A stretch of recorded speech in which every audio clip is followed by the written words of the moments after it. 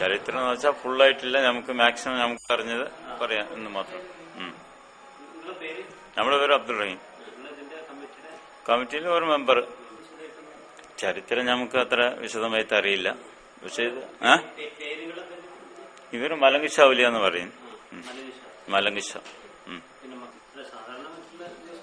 എല്ലാ ദിവസങ്ങളിലും ആള് വരാറുണ്ട്. അതിൽ മാറ്റമൊന്നുമില്ല. ഇഷ്ടം പോലെ എല്ലാ ഹിന്ദു, മുസ്ലിം, ക്രിസ്ത്യൻസ് എല്ലാം മതമൈത്രിയാണല്ലോ. എല്ലാ മതക്കാരും വരാറുണ്ട്.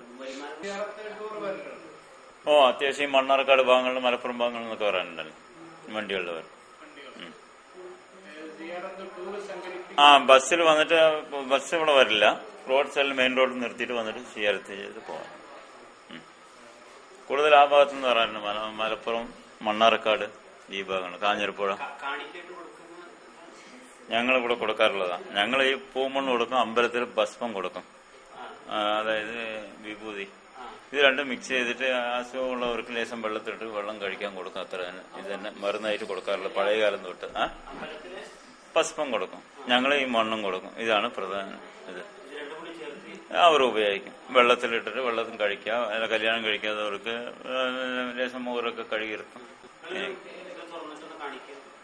ഈ മണ്ണല്ല. ഇതന്നെ ഈ സാധനം ഞങ്ങളുടെ ഈ കാമ്പൗണ്ടിൽ നിന്ന് 2 മുഴത്തിന് താഴെ എടുക്കുകയാണിത്. ഇത് വന്നിട്ട് മാക്സിമം പഴയ ആചാരം എങ്ങനെയാന്ന് വെച്ചാൽ 2 മുഴത്തിന് താഴെ എടുക്കുക. ഈ കാമ്പൗണ്ടിലുള്ള എടുക്കും.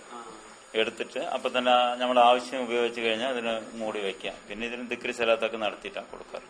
ഇത് തന്നെ മരുന്ന്. മണ്ണ് തന്നെ കൊടുക്കുന്നത്. മണ്ണ് മരുന്നായിട്ട് കൊടുക്കും. ഇത് പൂ മണ്ണെന്ന് പറയും.